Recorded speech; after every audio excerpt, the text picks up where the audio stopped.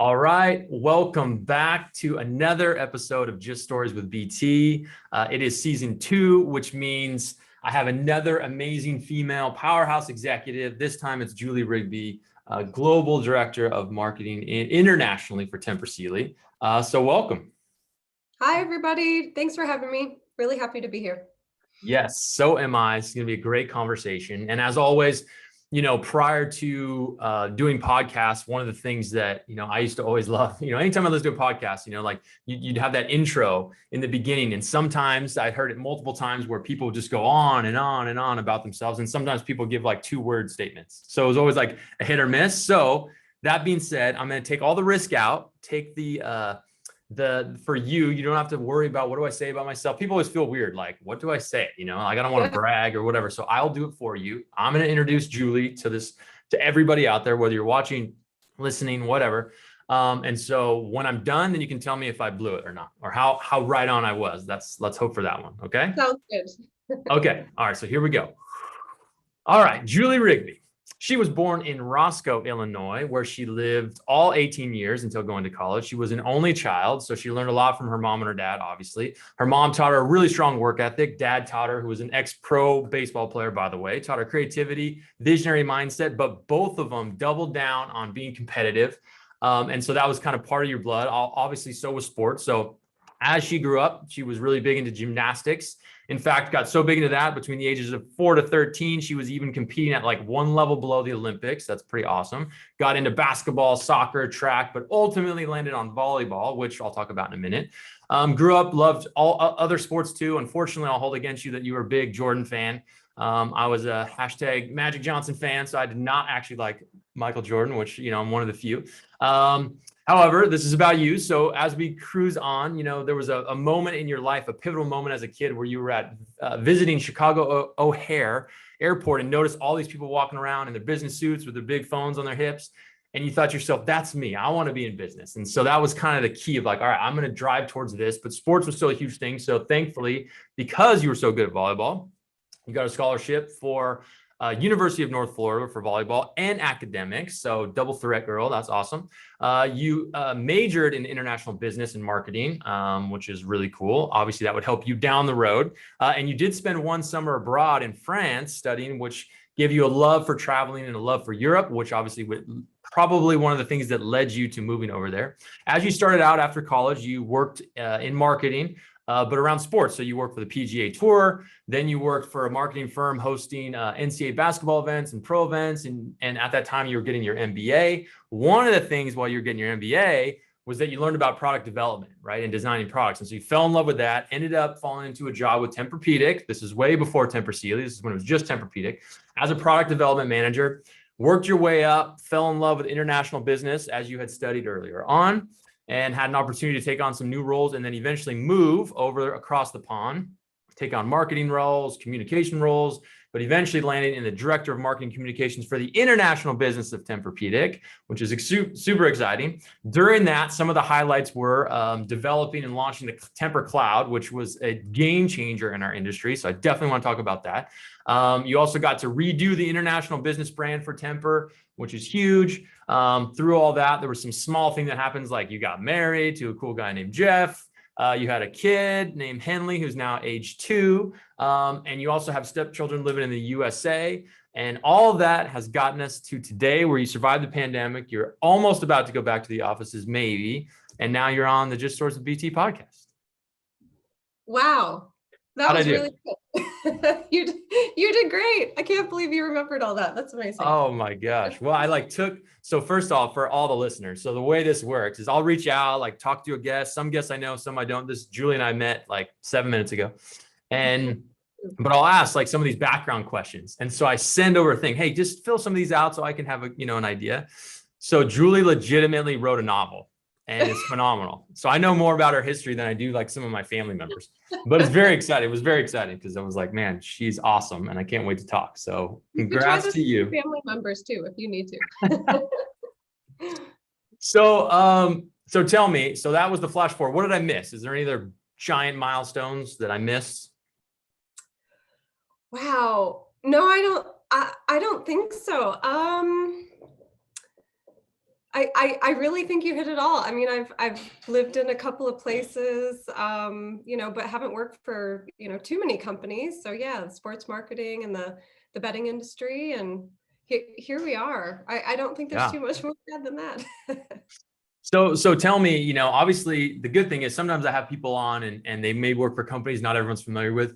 The good thing about this is that obviously everyone knows Tempur-Pedic, which is phenomenal. So tell me, what was it like before we get into the stories and kind of learning more about you?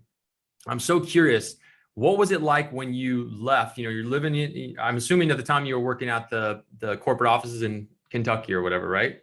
Mhm. And then you get the job to move across, move over to Europe or whatever. What's that like when you move over there? Because obviously Tempur-Pedic, I can't imagine it's as big there at the time, right?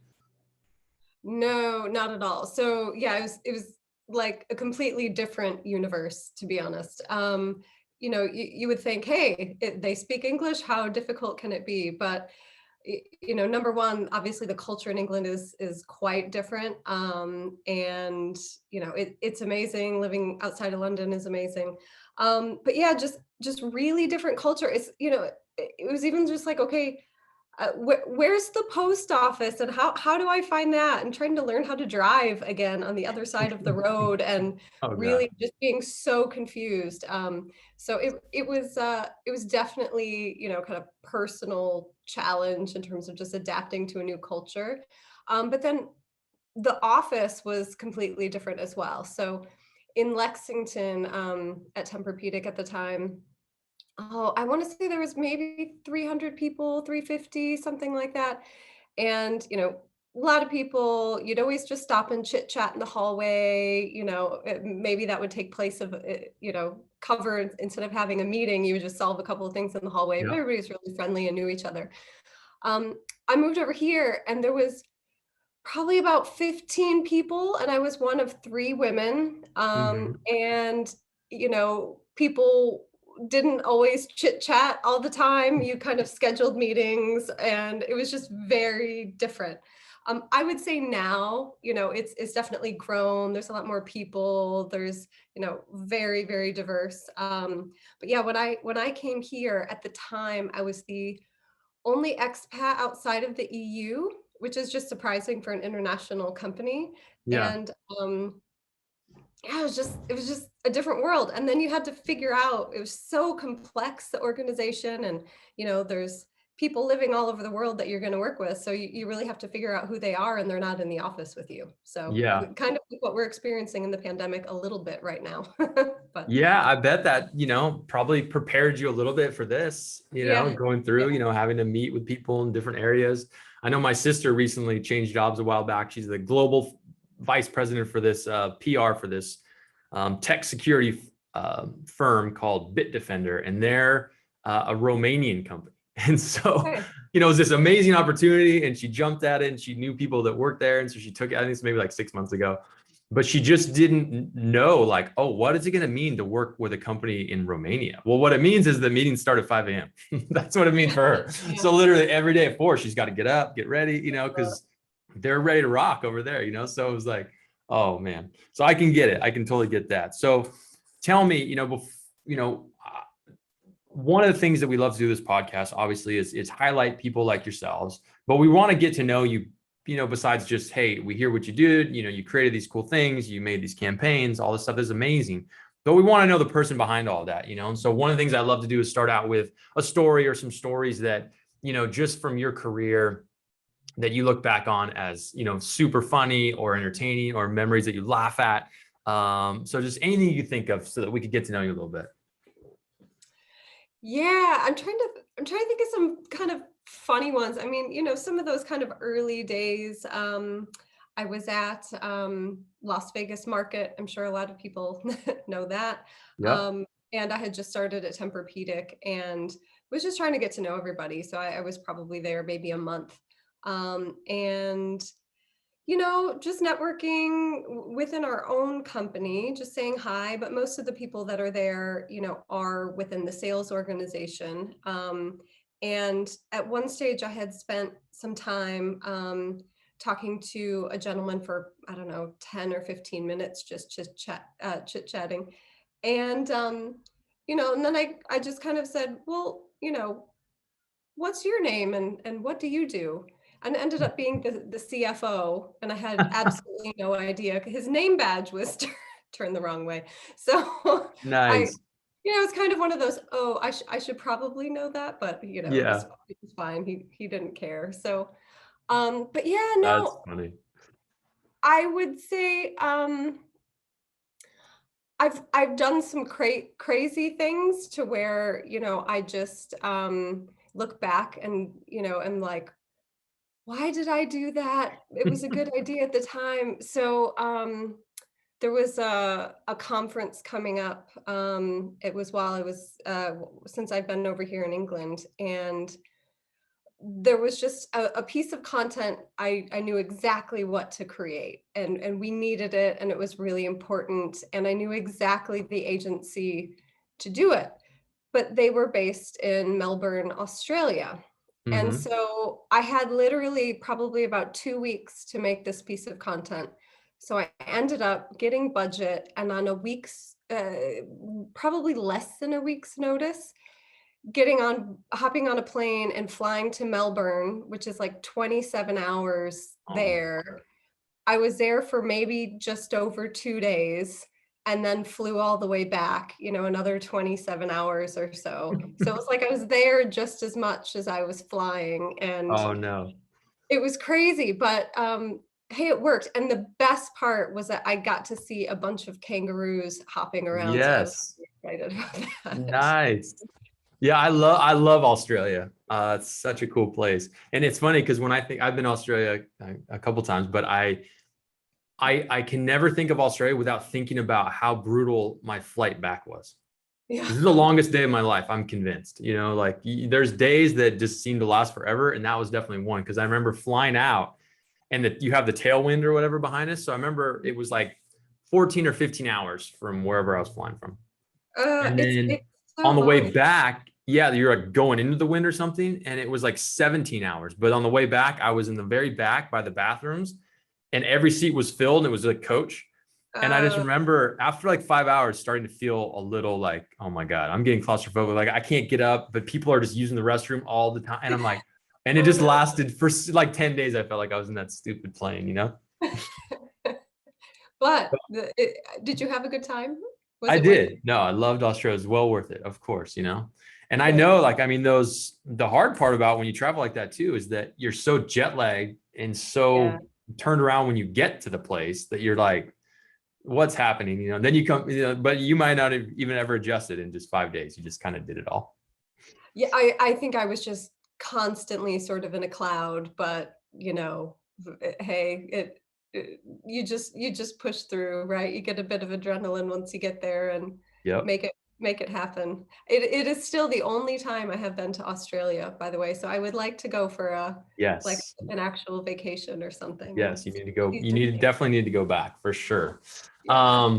So I guess the most important question with that is, were you at least able to fly business class?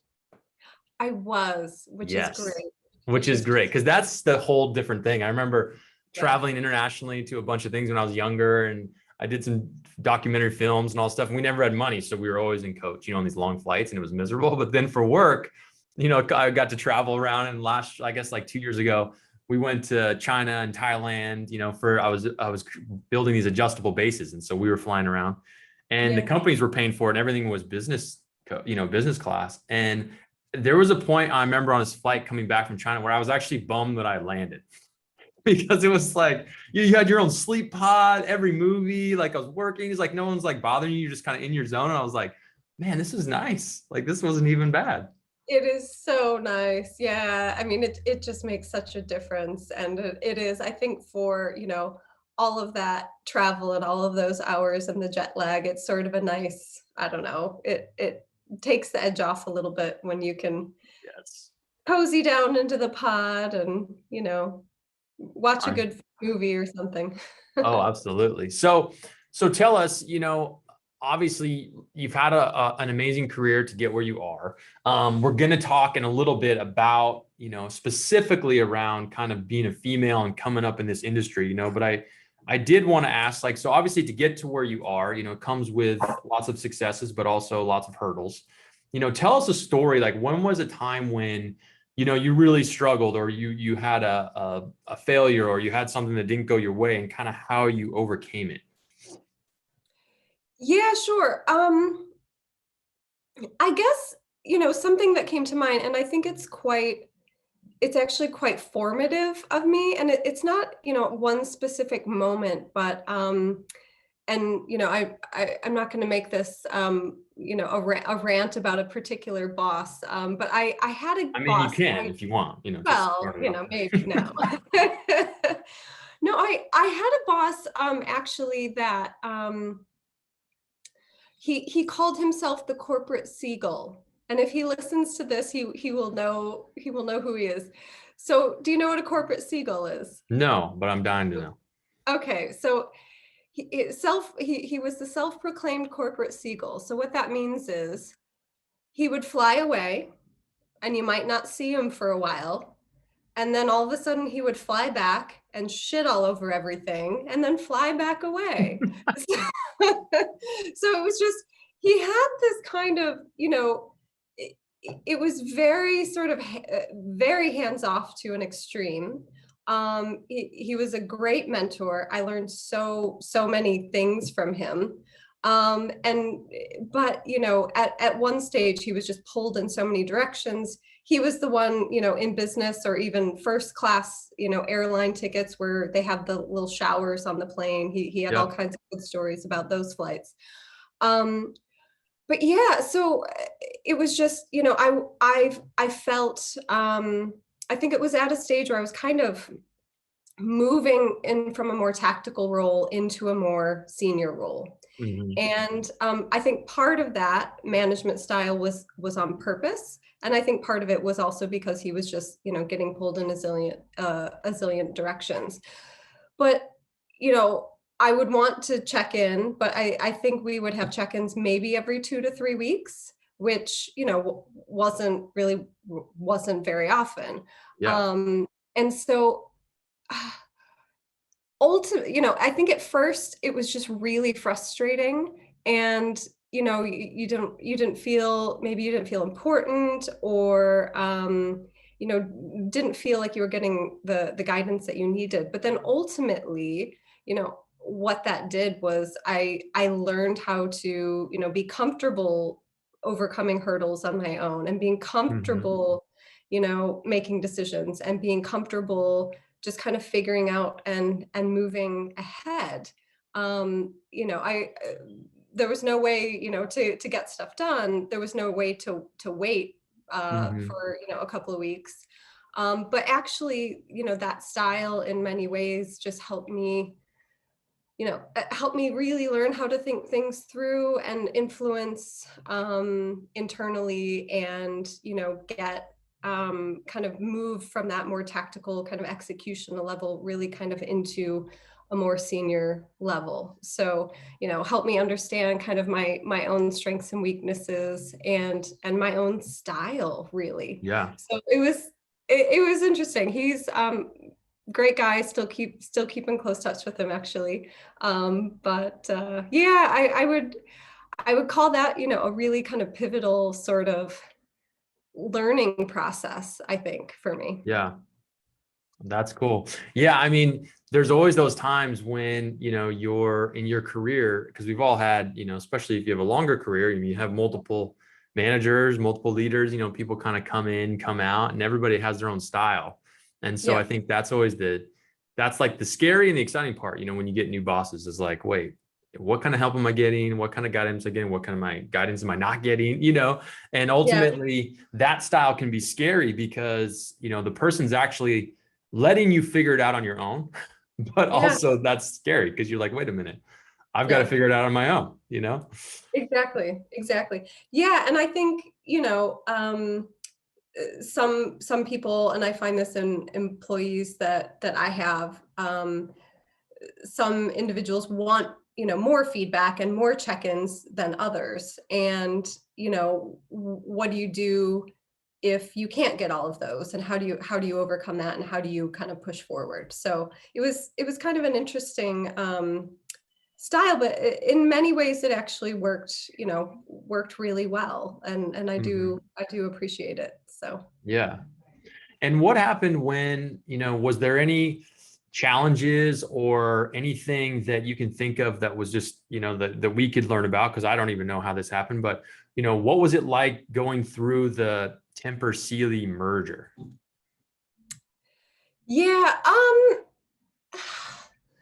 I had just moved to international, at that point. So to be honest, for us, um, it, it wasn't that um, difficult because we sort of all of a sudden had a couple of new brands to market. Mhm. So Sealy and Stearns and Foster at the time were kind of managed by licensee businesses that we more or less kind of took ownership of and gave our hand at. And in some cases the business models in the international stayed the same. I think in the US it was very different. So I Yeah. think they actually had this integration of teams and employees, and there was a lot of, I think, churn in different departments, particularly in the marketing team.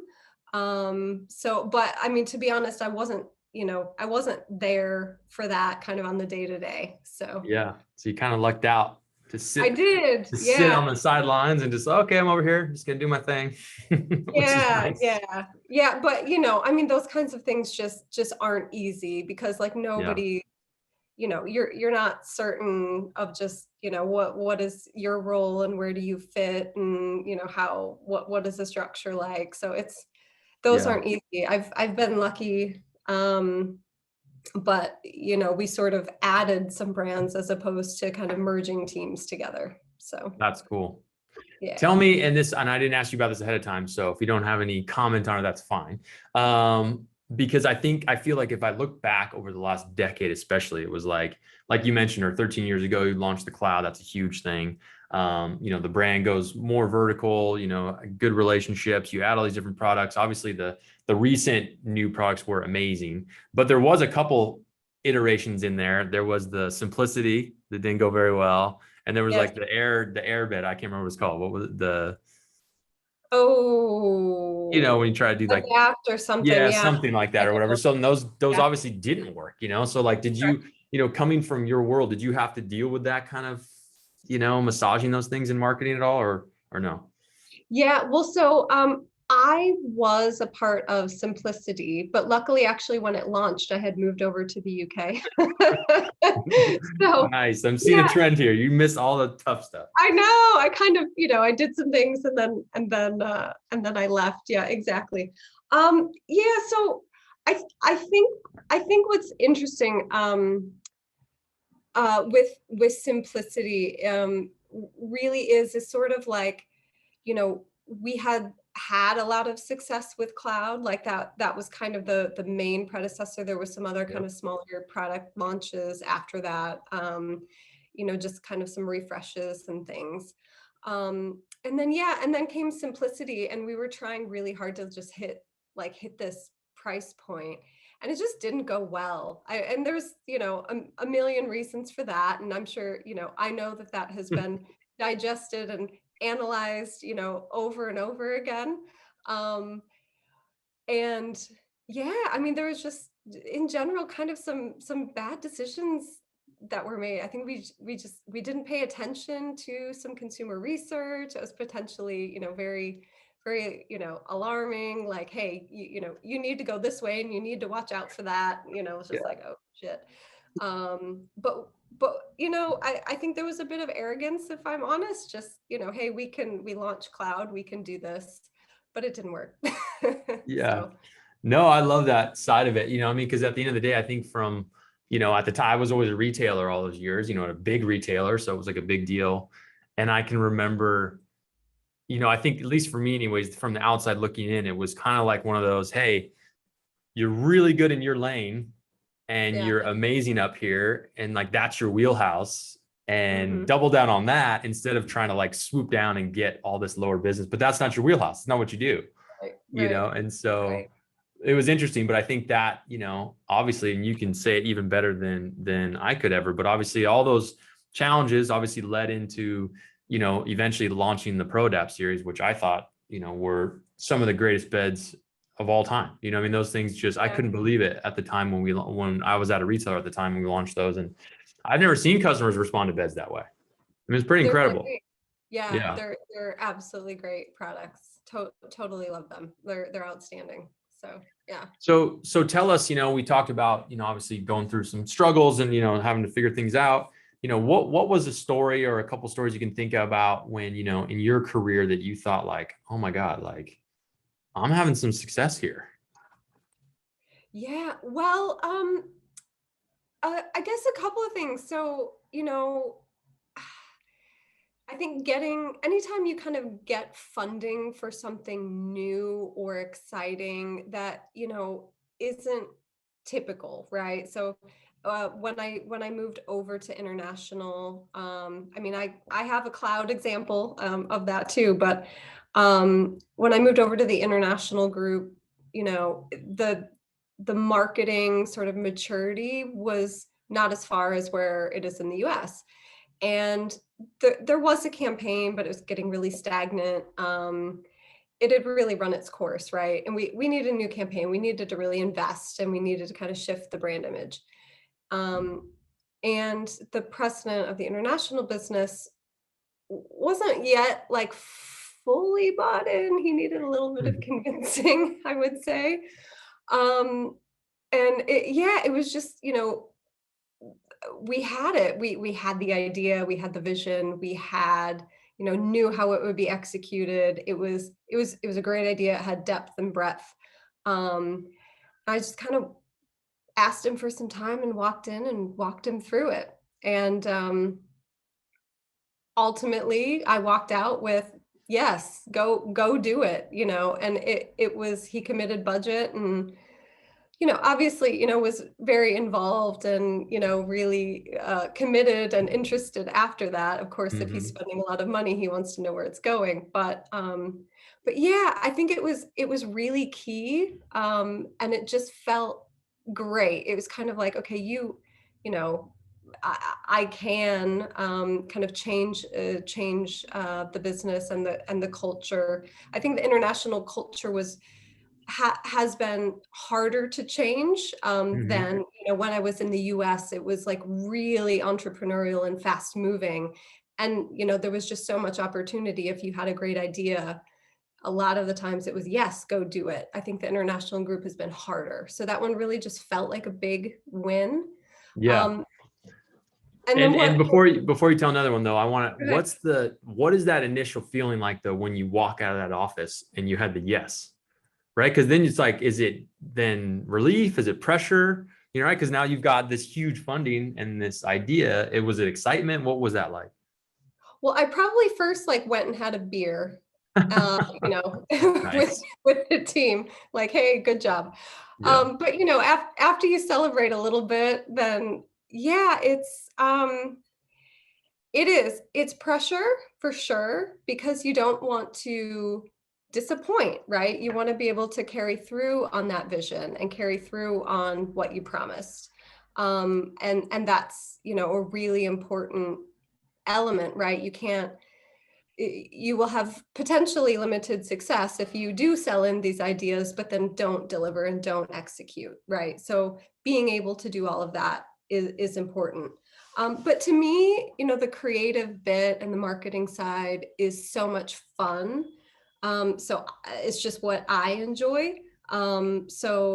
Yeah, it's a hell of a lot of hard work, but at least if you're, enjoying it and enjoying the creative process, then that makes the difference. But yeah, I did. So after that campaign launched, kind of the ultimate sort of culmination and sort of pinch me moment, I think Yes. my husband and I went to Thailand on vacation, and just relaxed. Yeah. Actually trying to forget about work, but we walked into the Bangkok airport and there's a big ad and it's from that campaign. And I'm like, Oh, I don't know. I just had this, Yeah. amazing moment of, put in all the hard work, got the buy-in, I created the brief. I was at the shoot, approved all the creative and worked with the team to execute. And then there it was. So that Yeah. was just pretty cool. Pretty That cool. is awesome. Yeah, I have like the opposite story of that, which is so when I was the company before this one, I was at this company called Living Spaces, amazing furniture company, kind of blowing up all over the US. And I ran Revive, which was our bedding department, and the idea was to blow it up and have it be, like a store within a store and open up all this business. And so one of the first things that we did when I got there was start launching TV campaigns and commercials just for Revive. Because before that, it was just part of the furniture store. So we created a brand, a new identity, new logos. I mean, the whole nine yards. Build all these showrooms. Everything's going well, and we wanted to do we were doing everything up to that point was promotional. So discounts, Labor Day sale, sale, and I was like, and we talked about and brainstormed around. Let's do some like branding spots, like what makes Revive cool. Like we'll do behind the scenes, we'll do shots in the store, we'll talk about the team, we'll talk about our giving events, like all this stuff. I'm like, this is great. So I'm helping write the scripts, and we brainstormed all the topics, and we get the cast, and we get this really good film crew, and everything's perfect. And then the night before, it's literally like 9 p.m. before our shoot, that is the next day, I get a text from one of the people on like the marketing team, and they're like, hey, bad news. One of the actors like got sick or something, can't do it. And we had to be at the shoot. It was 4 a.m. like was to get there to get dressed, because we had to shoot for 3 or 4 hours before the store opened for this one shot. Yeah. And she goes, but here's the thing. He's like 6'2", 6'3", kind of tall, thin. And I'm like, yeah. She's like, so yeah, we need you to do it. I'm like, what do you mean? She's like, well, it's 9 p.m. and the shoot's at 4 a.m. and you fit the description. So you're about our only shot. So I'm like, oh my God. So I'm like, okay. So then here I am. I show up, like 4 a.m. and like, they're doing the makeup and you're getting your outfit and all this stuff. And I do the shoot the whole day. And I'm super embarrassed the whole time, because these are like, they're like, professional actors and actresses. And there was a scene where, and I'm still to this day, like I'll never live it down. The director's like, there's a jingle for Living Space. It's like this song, this jingle. And he's like, hey, I want you guys, like, we're just riffing, like between scenes. Like, I want you guys to sing the jingle, and maybe it'll be like a funny little thing outside. And I had the mic at the time, like, one of the mics, and I can't sing, like horrible voice, the whole nine yards. And so like we do like a scene, and it's like like whatever, do the thing, and the director's like, cut, and he goes, don't feel bad about this, but that one tall guy that works here, yeah, we need to remove the mic from him and then do it again. So the crew comes out, everyone stops, and so they can take the whole mic out of my show and stuff, just so they can do the jingle and not hear my horrible voice. So that was bad. And then karaoke, but everybody can see it, Yeah, it was awful. And people were videoing that work with me that came to the shoot that day. And like, I'm like, oh God. And then it got worse, because the commercial debuted during the first regular season football game. This is like 4 years ago or something. And so that night, all my friends, we do like a fantasy football thing for like 10 years. We were all together to watch this game. And I didn't know it was airing that night. So like the second commercial break, here it comes, it pops up, and I'm like the first person on the screen, and everyone just starts laughing because it's super cheesy, and I made it look cheesy, and they like screenshotted it, and that became like I just never lived it down. They were like, oh, it looks like Living Spaces can't afford actors. It's just never lived it down, so. But see, anyway. That was your breakout moment. You should have said, how much you earned, all of this extra money or something. And now I should have. I'm still waiting for my royalty checks. Never got them. So I don't know. They must be lost in the mail somewhere. So hey, doing everything you can, right, for the company at that point. Exactly. Hey, you gotta do what you gotta do. So tell me, I want to switch gears slightly. One of the things about this season 2 of the podcast, the first season was these 8 CEOs that, really utilized giving back as their strategy. So they had really good conversation around how they wove giving back into the business and this kind of stuff. And this season, like I said, it's about bringing on different female executives in our industry And the reason is just because, you know, a couple things. I know I shared this before we got on, but, you know, my current leadership team is all female except for one guy. So it's just me and one other guy. And it's phenomenal. And we have a great team, but as these amazing, women are navigating this new career, none of them come from the furniture mattress space. They all come from different places. And so they're learning it, they're reading podcasts, they're joining groups, they're like really trying to dive into this industry, and they want to grow, they want to go far, they want to become executives, right? And yet they're learning that, like, wow, there's just not a lot of mentors for them outside of our company. There's not a lot of, you know, like real female powerhouse executives. And they have a great question. Like my area manager, CK, who's really close, or really close, she said, you know, I don't get it, because isn't, like, you know, you're always telling us that like 80-90% of the buying decision is generally done by the female partner, you know? And I'm like, that's true. So it's like we have an industry that's led by female buyers, and yet we don't have very many female executives. So can you tell me, A, you know, why do you think that is? And then B, I'd love for you to tell me, just like tell us and the listeners, you know, like how was it trying to come up in this mattress industry, you know, being a female? Was there any issues you had or anything like that? So anything you could chime on both of those would be awesome. Sure. Yeah. Why are there no, not or few, I guess, female executives in the industry? Ah, I don't know. I think it's a really good question. I wonder if it's, possibly just because, I think if you think of sort of a furniture kind of F&B sort of retail, which is really where it all started, right? Mm-hmm. Um, I think there's, a lot of family businesses, or used to be, and that's kind of, you know, possibly where it all started. But ultimately those did really just tend to be male dominated, and then as they get bigger and bigger, it becomes sort of this corporation, or even this really huge family run business. But still, for some reason, I think not only the people on the shop floor, but then also the people, in the corporate office, just tended to be male dominated. I don't know that I have a reason for that, other than maybe just kind of his history, and maybe where Mm-hmm. furniture shops started, many years ago. And you do have a lot of kind of mom and pop shops that ended up becoming, big corporations. Yeah. So yeah, it is an interesting one.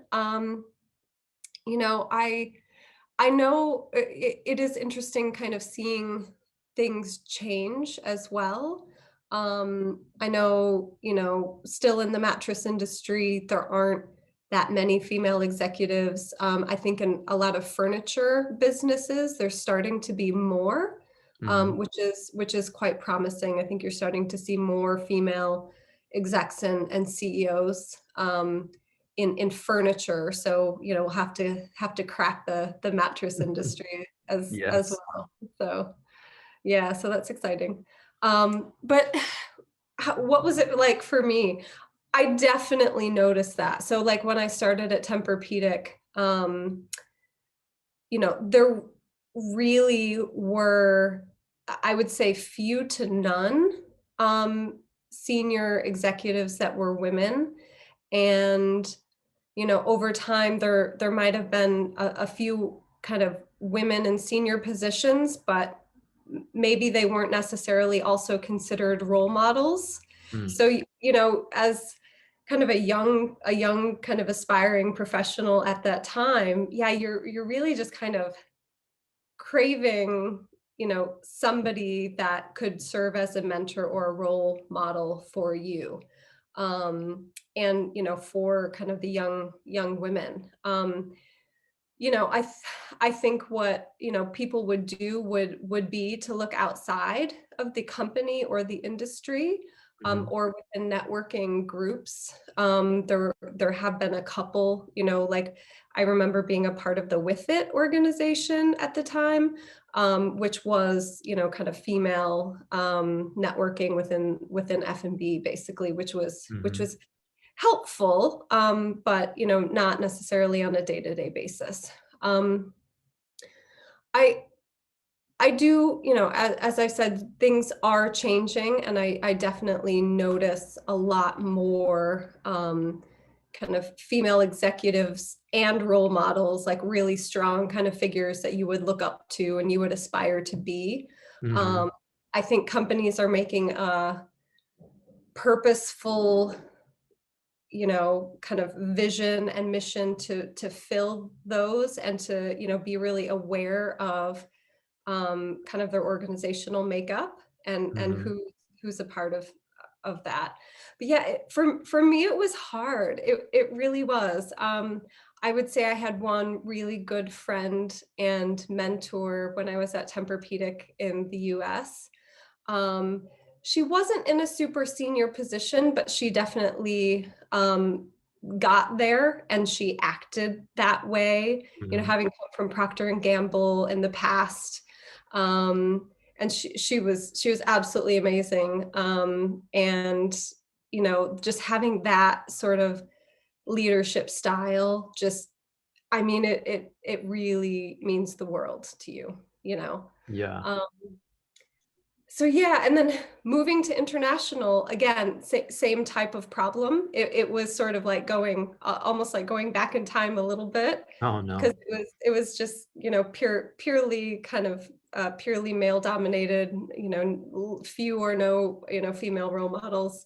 And again, now that's changed. But it is, I think you do feel like you kind of have to fit into the boys club for sure, or did. So, Mm-hmm. it was kind of just trying to find the right way to assert your leadership or your position or your point of view, but without kind of throwing off the dynamic of the group. And yeah, I would definitely say, at times, definitely feeling like a boys club. Yeah. I've only recently become a mother, so I didn't have to balance sort of, married life and, being a mom during, I would say, the stages that were more challenging, or where you Mm-hmm. didn't have a role model. But that's like a whole nother dynamic when you Yeah. add. So Totally. yeah, but yeah, Yeah. That's, I don't know. I mean, what are you guys finding? I mean, things are shifting, and is it easier for your leadership team and for your younger I women? mean, I think there's two responses to that, which is, because I work for, a company that was, brought about from the DTC world, right? And so, one of the things that Avocado did early on was that they basically decided not to hire anybody from within the industry, not like from a, an HR perspective, like we're not going to hire these people, but basically just they just went out and like said, hey, we're going to pull from this different group of people who's really into sustainability and organics and all this kind of stuff, and then we'll just learn to sell this product. It just happens to be in this field. So the feel of the organization is nothing like anything I come from, because I've been in the traditional world for 17 years, right? Retail and, the big brands and whatnot. And so that was, refreshing from one perspective, because it was like, oh, cool, this feels different. It feels almost like a tech startup in San Francisco or something, and very progressive and all this stuff.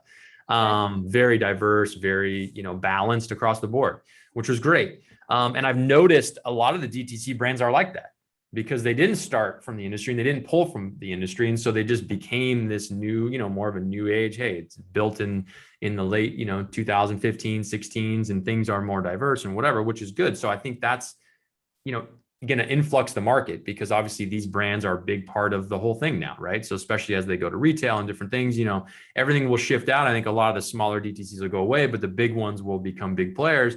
So that helps the overall industry, because I think those companies won't have the same dynamics that the big companies had, and have had, because they had such a long history, as you said, coming family owned, furniture just being more male dominated. And as Sure. they spread out, that will help. However, on the downside, as that's happening, the challenge is, I think a lot of these, especially, maybe younger millennials, or, people who are just starting a career for the first time, and if you're a female and you work for these bedding companies, like you said, where's your mentor? Yeah. Because Yeah. in my mind, I think having an internal mentor in your organization is great, but I'm also a huge proponent of you need to have a mentor or two outside your company, that's going to give you the real feedback, the stuff that maybe someone at your work can't. And I think that's the challenge, is right. Like, where are people looking up to today? Who are they looking up to?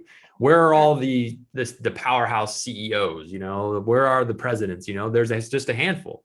If you go on LinkedIn and you type in any of the big companies, any of the massive furniture companies and the big retail companies, LinkedIn ranks it by seniority when you Google, when you search those companies, and then just look down. How long does it take before you get to a chief level, or then a enterprise VP level, or senior vice president, right? Who's a female? You got to generally go down the list, 10 or 15. So that's the problem. And so I guess that my question, I'd pose it back to you as a question, which is like, what's the solve for that? How do we attract more amazing females into this industry? Because most of the time, and I'm sure not always, but most people I meet, male, female, no matter what ethnicity, background, generally once they get in the industry, they actually really love it. It's a great play. Like, people are super friendly. It's fun. It's not that like people are like, get out of here, stay off my lawn. Doesn't feel that way. Right. But how do we attract more amazing female talent into the industry? Yeah, well, absolutely. I think you've, hit a good point, which is, I think, on the outside, maybe it isn't that appealing. It's beds or mattresses, which, again, sort of think about it from a consumer standpoint, you don't think about it that often, right? It's not a top of mind category. But once you're in it, it's super dynamic, and there's so much happening, and there's all kinds of really exciting companies within the industry. And like me, I didn't know how long I would be here, but I've been here for quite a while because I keep getting all kinds of exciting challenges. And there are a lot of opportunities. So yeah, I think it's, kind of making the industry appear attractive, but really making sure that young people do understand all that there is for them. I also, there's other programs that you can do. Like, I ran an internship program, so we would reach out to kind of local universities and have a grueling, like, apprentice style competition for a few places every year. And actually, awesome. I've ended up, it was great.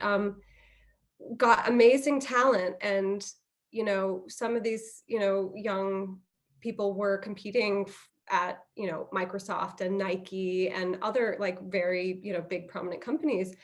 And they ended up enjoying their time at this sort of competition so much that they wanted, to work with us. And I've since hired several of them back. So wow, nice. It's also really exciting. So, kind of getting in early and just giving people positive experiences, because, somebody isn't necessarily going to stay at a company for their entire career. I would never expect that.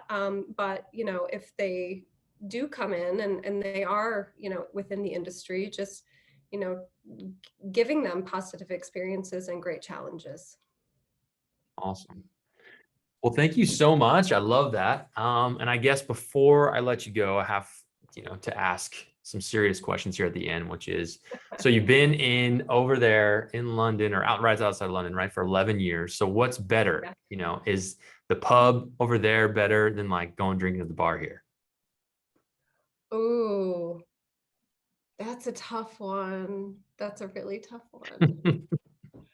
I think it depends on the day. I like the pub, but I will say, I do miss, the American sports bar with, 15 TVs or 30 TVs and, a bunch of games on, loud music. I'll vote for that. I think yes. Nice.